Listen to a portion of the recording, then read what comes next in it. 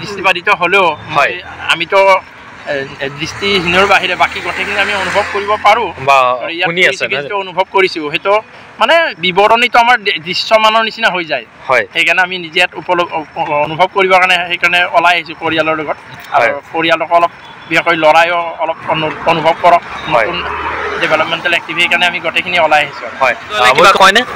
তেখেতলৈ এয়াই ক'ম যে যাতে অসমত যেনে এনেকৈ উন্নতিৰ ধাৰা অব্যাহত ৰাখিছে আৰু উন্নতিৰ ধাৰা অব্যাহত ৰাখক, এয়াই আমি তেখেতলৈ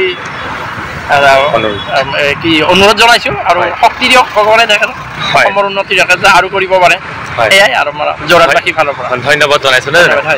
ঠিক আছে বাৰু, আপোনালোকক লগ পাই ভাল লাগিলে যিহেতু আজি প্ৰথম দিন হয়। ঠিক আছে মুখ্যমন্ত্ৰী মহোদয়। ঠিকে আছে মুখ্যমন্ত্ৰী মহোদয়, ধৰক আমি যিখিনি দেখিছোঁ শুনিছোঁ সেইটো ভালেই দেখিছোঁ। আৰু সেয়ে তেওঁৰ যিমানখিনি এইবিলাক উন্নয়নমূলক কাম হাতত লৈছে তাৰ বাবে আমি ধন্যবাদ জানাইছোঁ। বিশেষকৈ যোৰহাটবাসী, আমাৰ যোৰহাটৰ ক্ষেত্ৰত এইটো গৌৰৱৰ কথা যেতিয়া যোৰহাটবাসীৰ হৈ ধন্যবাদ জনাইছোঁ। দাদা অনাগত দিনকেইটাও যাতে এনেধৰণে কৰি যাওক ৰাইজৰ কাৰণে। আৰু ভাল লাগিলে যিহেতু সকলো ৰাইজ ওলাই আহিছে আজি মুকলি মনে, কাৰণ আজি প্ৰথম দিন এইটো ৰাস্তা। ঠিক আছে বাৰু, লগ পাইও ভাল লাগিলে। বিশেষকৈ আজি হৈছে প্ৰথম দিন হয় আৰু প্ৰথম দিনত বুলি ক'বলৈ একদম জনসমুদ্ৰত পৰিণত হৈ আছে যোৰহাটৰ দ্বিতীয়খন ঘূৰণীয়া সেতু। আৰু ইয়াতে মই বাইদেউ এগৰাকীক লগ পাইছোঁ আৰু দাদাজনকো লগ পাইছোঁ। তেখেতক পৰিচয়টো মই তেখেতৰ মুখেদি ল'ম। আপোনাৰ বিশেষকৈ আপোনাৰ নামটো? মোৰ নামটো শ্ৰী জয়মতী বাইদেউ নহয় জানো? আৰু পিনে দাদা আপোনাৰ নামটো ভূপেন দা হয় নেকি? আপোনাৰ বিশেষ গোলা চশমা লগাই থকাৰ কাৰণটো?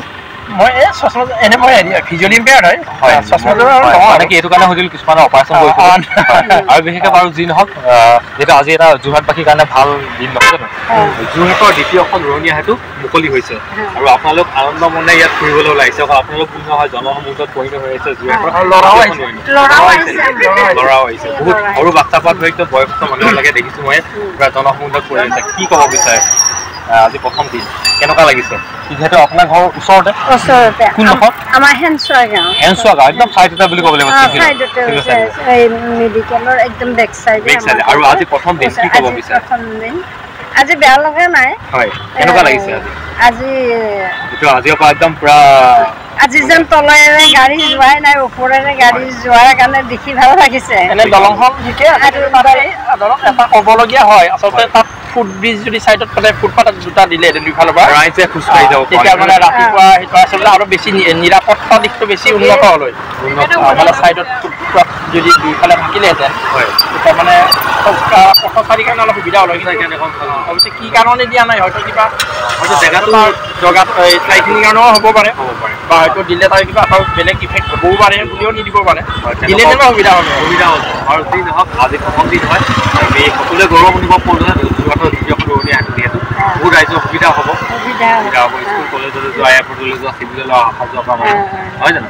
আৰু ভাল লাগিলে লগ পাই আপোনালোক ইয়াতে। বিশেষকৈ ওচৰৰ ৰাইজৰ কেনেকুৱা মন অকণমান মই তেওঁলোকৰ মুখেৰে পৰা জানিলোঁ। সেইটো ভাল লাগিছে বুলি কৈছে, সঁচাকৈ ধুনীয়া লাগিছে।